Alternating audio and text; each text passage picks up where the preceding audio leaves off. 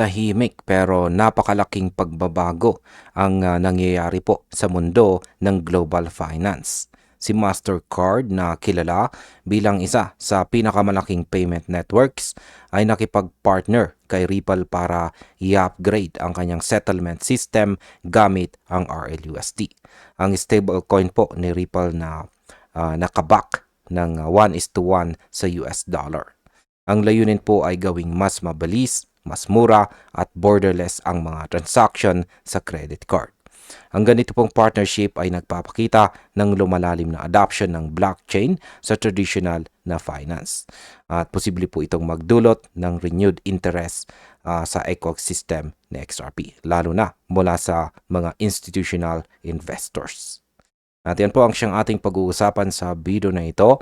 At simulan po natin sa ating pinakaunang katanungan kung ano po ba ang espesyal sa RLUSD ni Ripple. At ayan, ang sabi po rito ay RLUSD was launched in December 2024. And po, as a fully regulated stablecoin for institutional use, designed for instant and compliant settlements on the XRP ledger. Ayan, paliwanag po natin.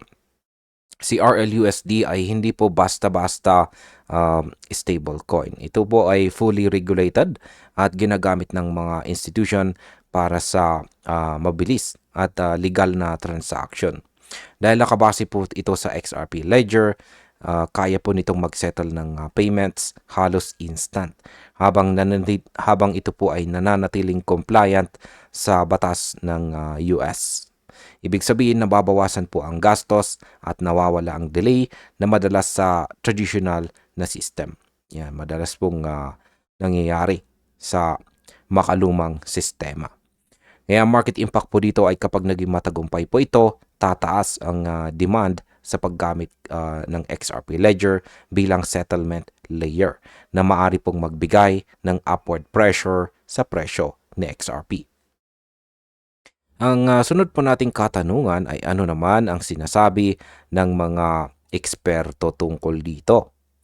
Yan, sabi rito ay Andreessen Horowitz emphasized that traditional systems like SWIFT, Visa, and Mastercard are being upgraded into digital equivalents such as Ripple or Yellow Card.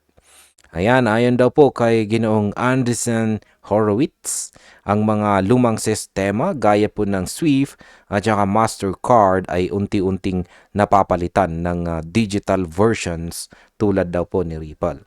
Dagdag pa niya, ito na ang bagong yugto ng global commerce kung saan ang tokenized systems at blockchain custodians ang bumubuo ng bagong financial infrastructure.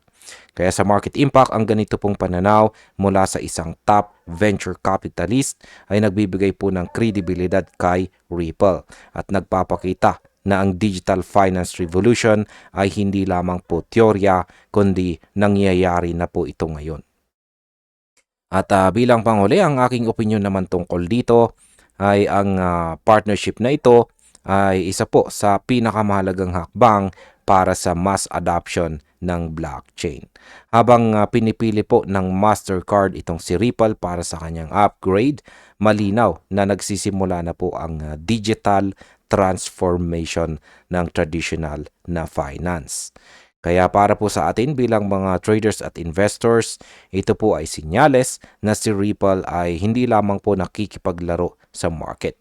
Binabago na po niya mismo ang structure ng global payments. At ayan, hanggang dito na lamang po tayo sa video na ito mga ka-crypto. Maraming salamat sa panonood.